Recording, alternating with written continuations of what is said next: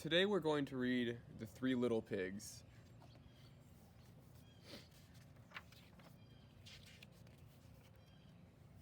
Once upon a time, an old sow sent her 3 little pigs out into the world to seek their fortune. "Now be sure to write," she said, "and remember that I love you." The first little pig met a man with a load of straw. "I know," said the little pig. "I'll buy your straw and build a house." "That's not a good idea," said the man. "Mind your own business, thank you," said the little pig, and he bought the straw and set about building a house. It took him no time at all. Very soon, a lean and hungry wolf happened by.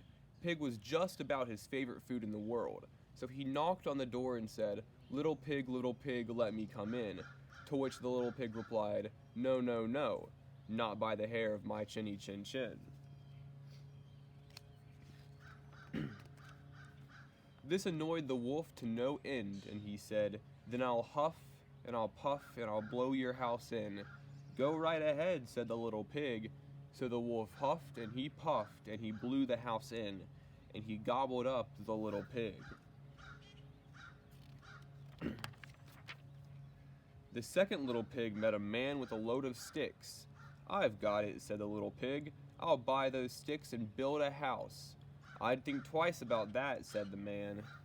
"Oh, pooh," said the little pig, "what would you know?" And he bought the sticks and went to work building a house. "Very pretty," he said.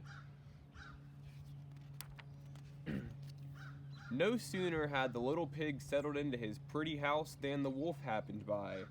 He was still hungry, and he said, little pig, let me come in." To which the little pig replied, "No, no, no, not by the hair of my chinny chin chin." The wolf didn't care for that at all, and he said, "I'll huff, and I'll puff, and I'll blow your house in." "Ha, ha, ha," said the little pig. So the wolf huffed, and he puffed, and he blew the house in, and he gobbled up the little pig.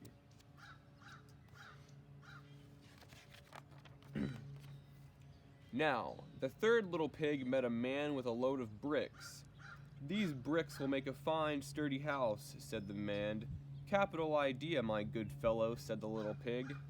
So he bought the bricks and set about building a house. It took him quite a bit of time, but it was well worth it.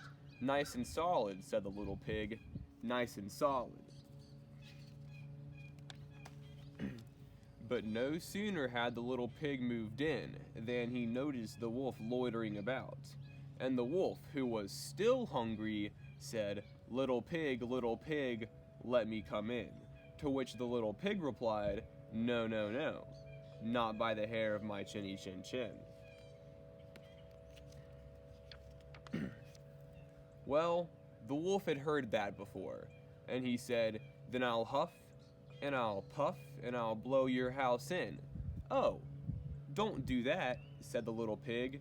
But the wolf huffed, and he puffed, and he huffed, and he puffed, until he was quite blue in the face.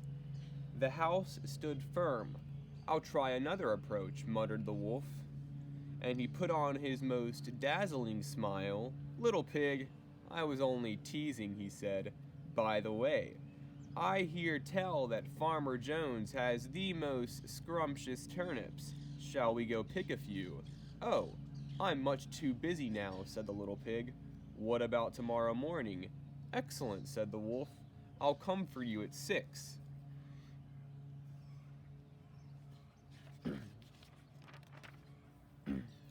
The next morning, the little pig got up at 5, hurried off to Farmer Jones's turnip field, picked a basket full of scrumptious turnips, and dashed home. When the wolf arrived at 6, the turnips were already boiling in the pot. "Sorry, I couldn't wait," said the little pig. The wolf tried not to show his displeasure. "No harm done," he said. "By the way, there is a lovely apple tree down in Merry Meadow. Shall we go help ourselves to a few apples?" "I must cook my turnips," said the little pig. "Let's meet there tomorrow morning." "Splendid," said the wolf. Shall we meet at 5?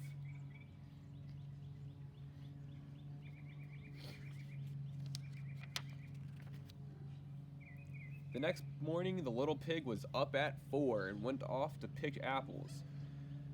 It took longer than he'd expected to reach Merry Meadow, and while busy gathering apples in the highest tree, he saw the wolf approaching.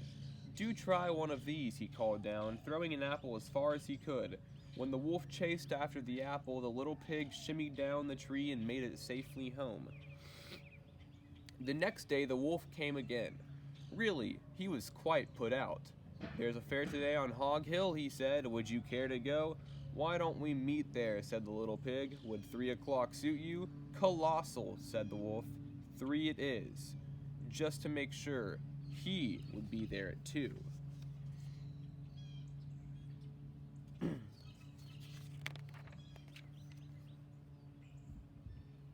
At 1 in the afternoon, the little pig went to the fair and had a fine time, so fine that he lost track of the hour. Suddenly, out of the corner of his eye, he saw the wolf coming up the hill. Without a minute to spare, the little pig jumped inside an empty butter churn and rolled down the hill towards the wolf. Well, the wolf was so scared he ran all the way home.